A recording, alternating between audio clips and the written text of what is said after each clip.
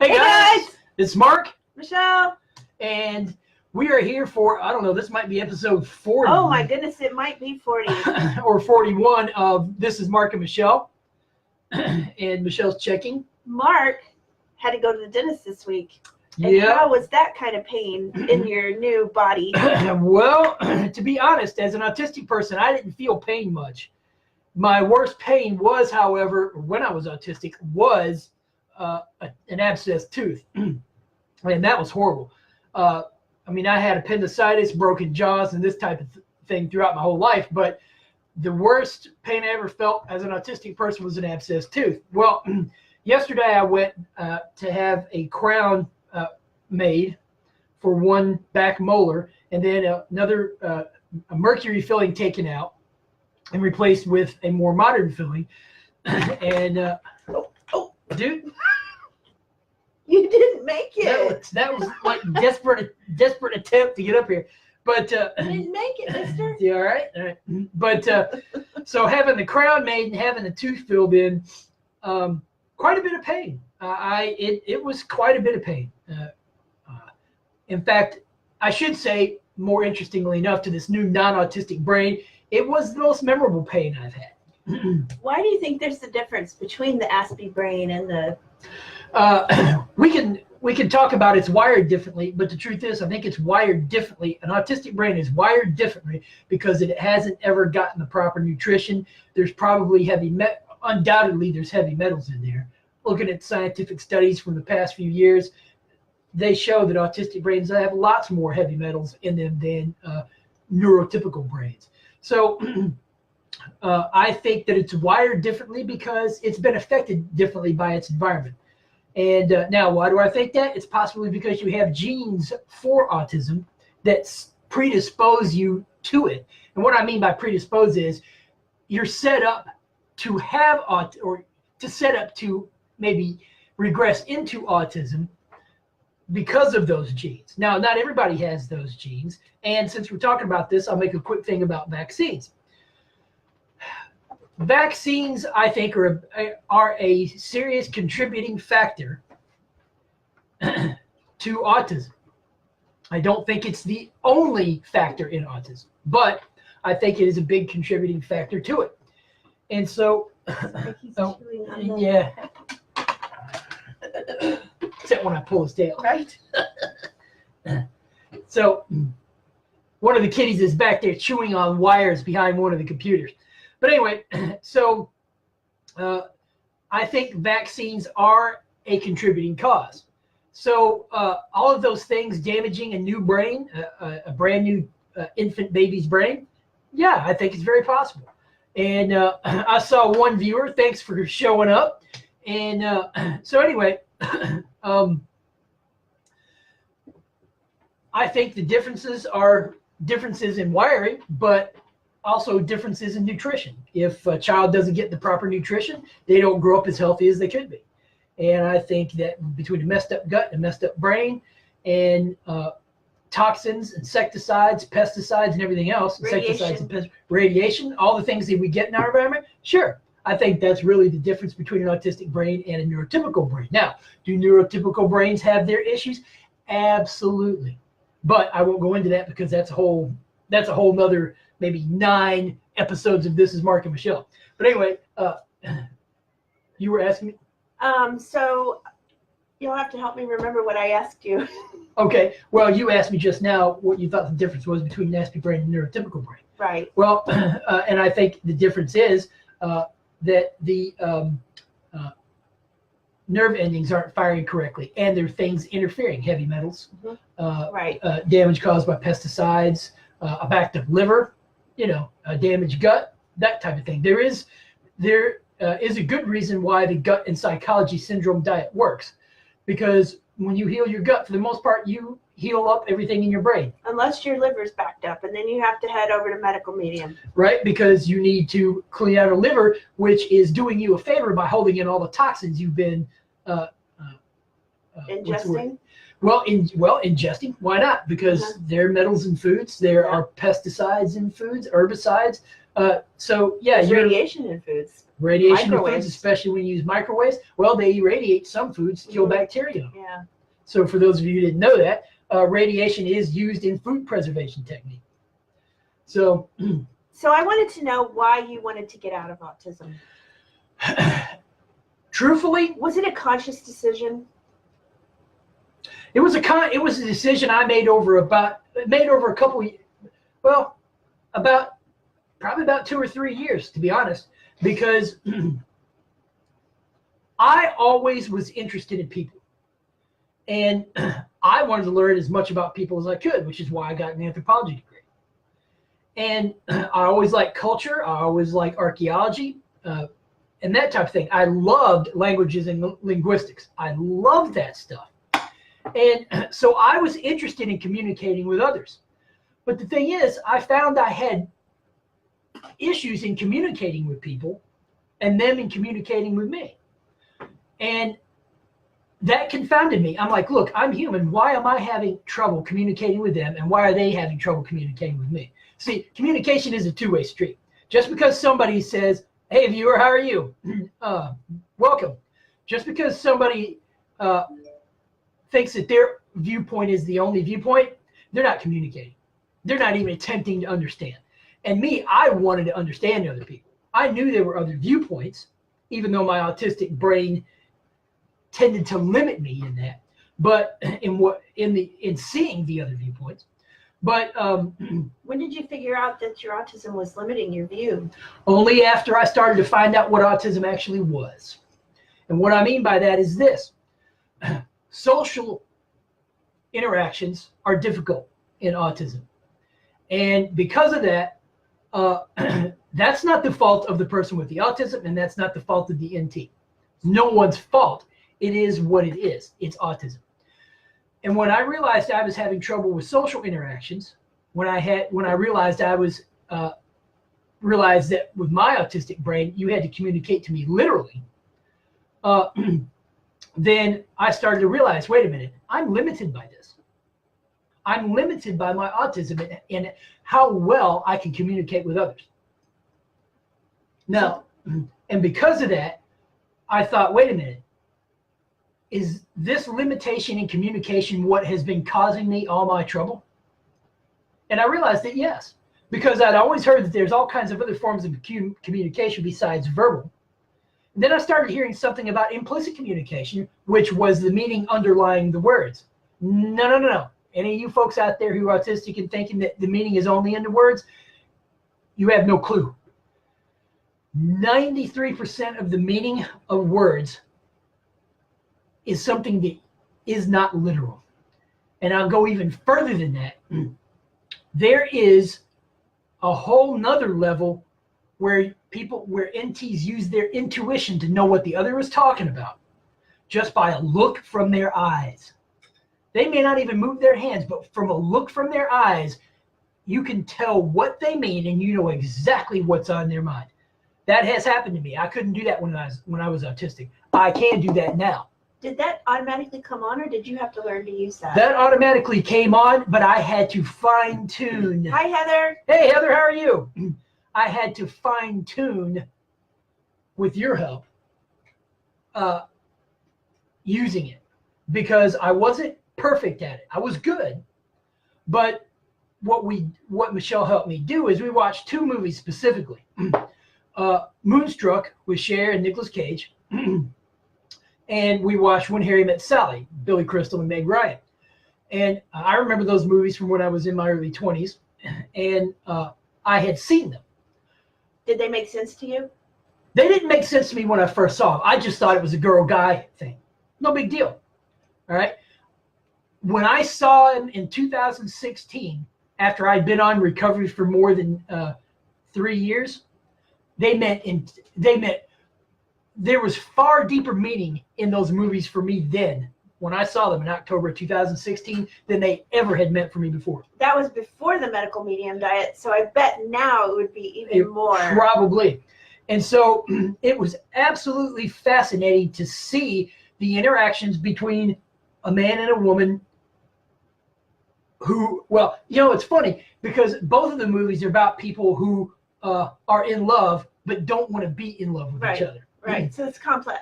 Right. See, I didn't figure that part out until I had seen the movie in 2016. And so we sat there and we watched it. Michelle stopped the movie and she goes, okay, what's happening here between, say, Billy Crystal and Meg Ryan? Or what's happening here between Cher and Nicolas Cage? The movies were absolutely fascinating this time around because I saw the complex mix of emotions being transacted between each of the characters. I loved it because now I can see that in other human beings, which as an autistic person, I could not see.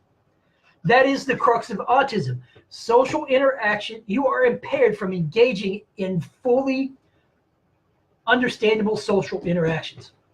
If anybody wants to argue with me on that, I don't care. I'm not interested.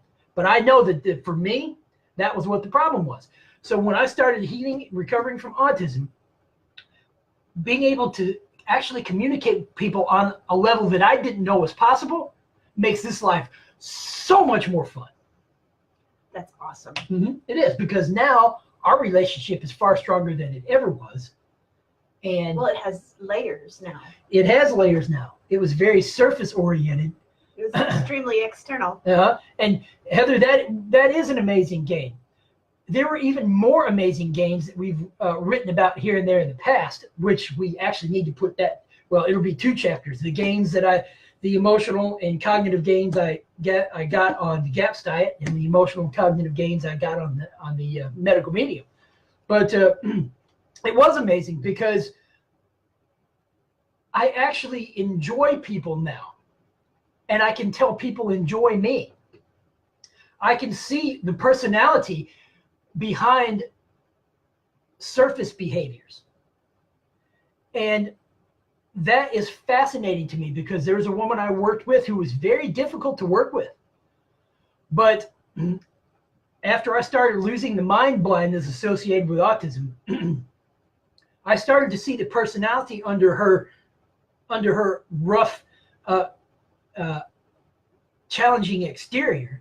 And I really liked her personality. She came to my birthday party, and my 50th birthday back in November, and her husband. And it was really great to have them there. It was really great to have her there. And I told her so. Because while we didn't get along well at all at work, because I can now see really who she is behind that surface exterior, I love her. I think she's great. But now, even more importantly, I get along with this woman right here better than anything.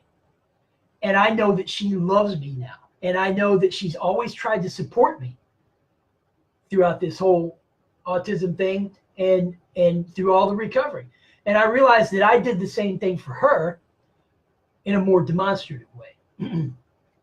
And so that has been an amazing game. That was the biggest reason I wanted to be involved socially. And that is what almost all autistic people want, is to be involved socially. They want to be included. They want to be loved. They want to be supported. But I'm telling you that I only noticed that I was supported. I had been supported, and I had been loved, and I had been taken care of only when I recovered and lost the autism. Right?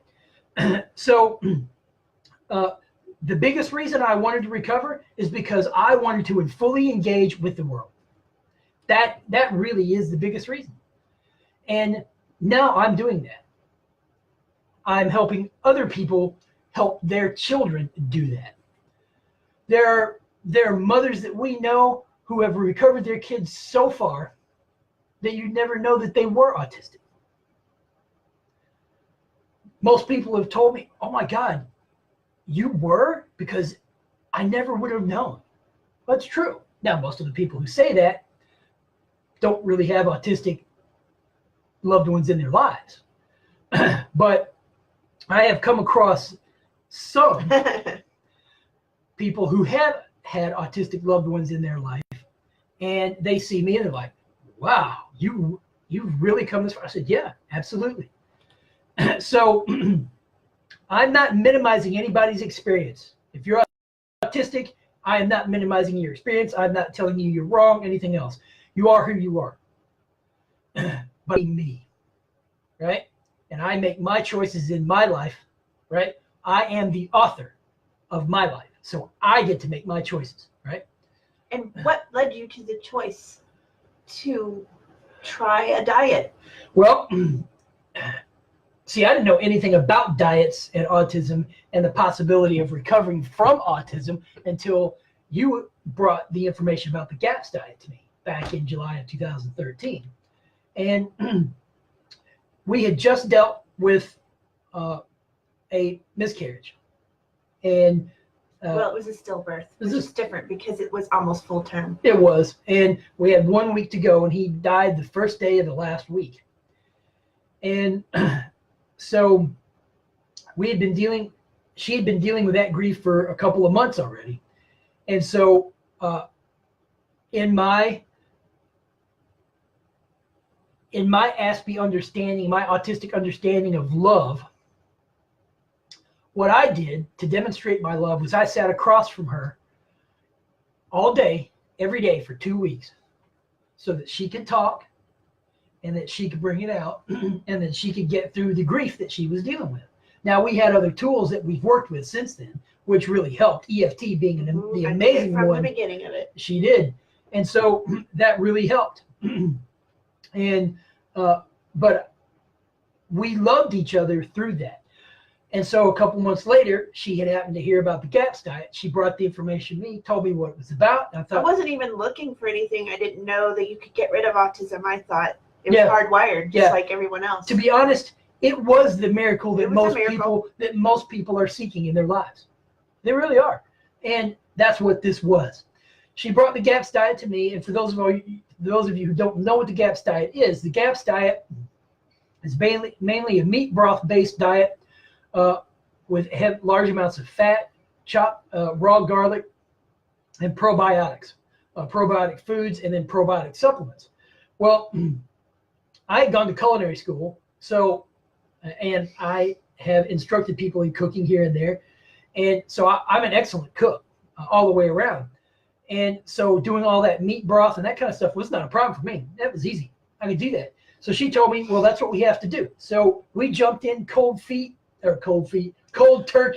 Well, we'll say both turkeys and cold feet.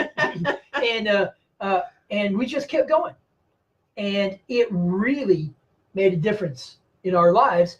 In fact, she started to feel better. But I think as about halfway through, about a year and a half, about 2 years later, she started getting sicker. So she had to find something else for her, which was the medical medium. And the GAPS diet brought major gains for me. Yes. But the medical medium diet has brought as many gains, at least. So the reason I made the choice is because I couldn't get where I wanted to be. In other words, my goal was to really interact as fully with people and the world as I could. That was my goal. This is probably the first time I've ever explicitly stated it. But in my mind, that was always, I wanted to engage with the world as fully and experientially as possible. And I found that my autism was limiting me. Again, for those of you folks on here who are autistic, I'm talking about me. I'm not talking about you. All right? This is me that I'm talking about. Your autism, you had a different experience. My experience with it was not good. There are many other things in my past that I won't talk about here that did not prove to me that autism was something I wanted to continue to live with. So if you have something to say that isn't positive, don't say it here. Now, I made that choice because I wanted something better for me, right? We all want better lives, right? We all want better lives for our kids. We all want better lives for ourselves. We all make goals in our lives to better ourselves. And so for me, the choice was, I want something better. I didn't know it would work. I didn't know it wouldn't work. Michelle only told me 3 years after being into it. I didn't think it would work. I totally didn't think it would work. Nope. And she didn't think it would work. And so I looked at her. I didn't get mad. I didn't get upset or frustrated because I thought she was being unsupportive. what I did is I cracked a wry smile, which I could not do as an autistic person. And all that emotion came across. I cracked a wry smile and I said to her, "But aren't you glad it did?" And then I laughed, I'm sure, because he's never done that in our lives. Exactly. And so that was why I chose to. I wanted a better life for me than what autism gave me. Again, for those of you folks out there who are autistic, that's fine. I'm not talking about you. I'm talking about me. All right, this is my experience. So my experience was not good, so I changed it. But anyway, that would be why I chose, is because it limited me in engaging with the world as fully as I wanted to. How did you did mention the GAPS diet. Let's talk about medical medium. How do you do that? How do you get, because we have, I think, decided that is maybe the easiest, fastest way to get out of autism. And now if you're an adult, that'd be really hard. But as a kid, that would be a lot easier. Mm-hmm. Well, I won't say necessarily. Yeah. I guess I'm going to couch this in terms of difficulty levels. The GAPS diet, the changes were gradual enough so that I could handle them as they came along, and I could bring the changes home to her. I explained to her what happened, and we could talk about it. And that happened well for about 2.5 years. The changes came along. I could always bring them to her. We could talk about them, sort them out. She could explain to me how to handle it, and I would be able to. Now, we had some fights. Oh, we had some fights the because smoking gun thing. You said somebody handing you a gun and not telling you it's loaded and that you could hurt people. And that's the thing. See, all of this emotion was coming out in me, the ability to express it in my face, in just my eyes, and this type of stuff. And so because of that, it was like somebody had given me a gun when I didn't know what a gun was, a loaded gun, and saying, well, all you have to do is point at things and pull the trigger. Now, how well do you think that's going to work out? Well, what happened was his intent could not match with his emotions. So emotions were just randomly coming out that I was capturing, thinking, and so I would think one thing, and his intention was nothing like that. Right. And we had to figure that out. Well, and what it is I haven't had enough experience with an emotional vocabulary to know how people perceive an emotion that I express. I also think it was heavy metals still in your brain that were being deflecting the nerve signals. And medical medium, after 2 weeks when your intent came in line with the... Yeah, the medical medium diet, to go back to that real quick, we were talking about gaps and gaps being gradual. The medical medium diet was not gradual. It seemed to change my brain so quickly that I was out of control in the detox, so to speak. Shirley, how are you? Hi, Thanks Shirley. for joining. And the detox, while that is the whole point of, and to get healthy and to detoxify yourself, detoxify your body, the medical medium diet changed me so quickly that I was almost out of control. Yeah, it was. And that didn't cause huge fights between us. No, because you were coming on and it was lining up. Right. And so after the first 2 weeks of the heavy metal detox smoothie and losing and being able to chelate out the heavy metals, what I intended to express verbally and emotionally lined up with how I expressed it Emotionally. Exactly. Either in hand gestures, words, whatever. And so, in other words, my brain and my body lined up to express the same message. Yes, and that was astounding. And it was because we had less fights. There was less miscommunication. Yeah. And so that was wonderful for us because, to be honest, the medical medium diet just fixed it. Mainly because of detoxifying and chelating out heavy metals. And and I've just gotten better and better since last year at this time. and so has she. Yeah. But amazingly, so has she. Yes. Because she spent the 4.5 years on the GAPS diet with me. In the last 2 years, was just sick. Well, I had to moderate it. I wasn't doing it fully. Right. So, and I never was on the full GAPS. For those of you who know, I never could eat veggies or fruit or anything else without having regressions. And it would take longer and longer to have those regressions once I started back on that. But the broth and all that stuff, I was on the introductory phase.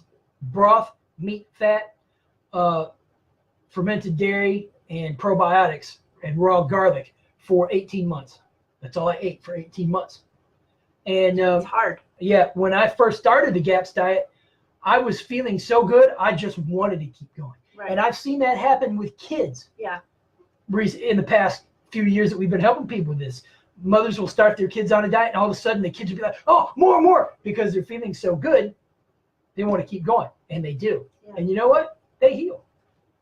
Yeah. So the medical medium has been the what you might say, the grand finale. Yes, it's been fantastic. In healing for me and for her. Yes.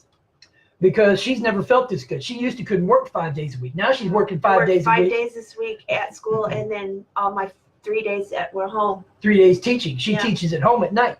So she works about 40 hours in, she probably works about 5 days. You work 5 hours, that was 25. She works about 40 hours a week, but in 2 different places. Yeah. And some days. I couldn't do that before. Exactly. She could only teach at home. Yeah. And so it's the medical medium has been great for us. Yes. So were there other questions?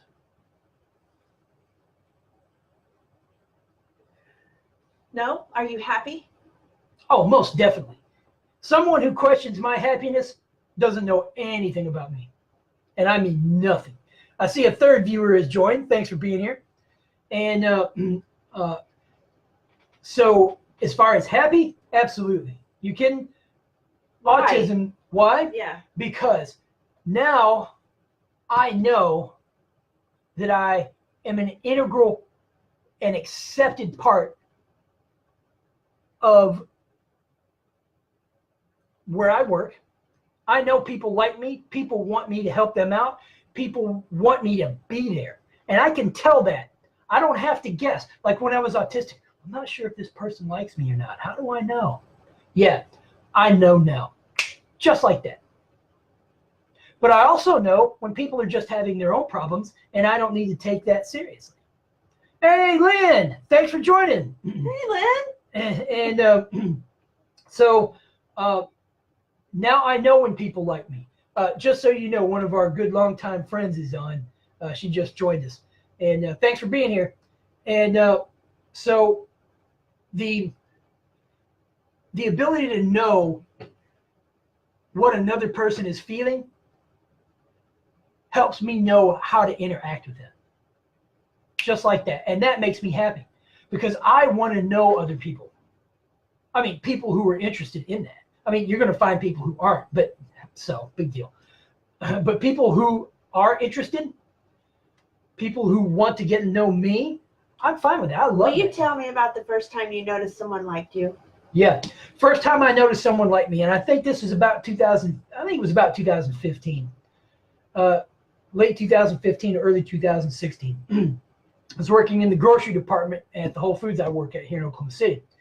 And one of our assistant managers at that time, he and I liked an assistant manager of the grocery department. He and I liked talking about IT stuff, computers and this type of thing.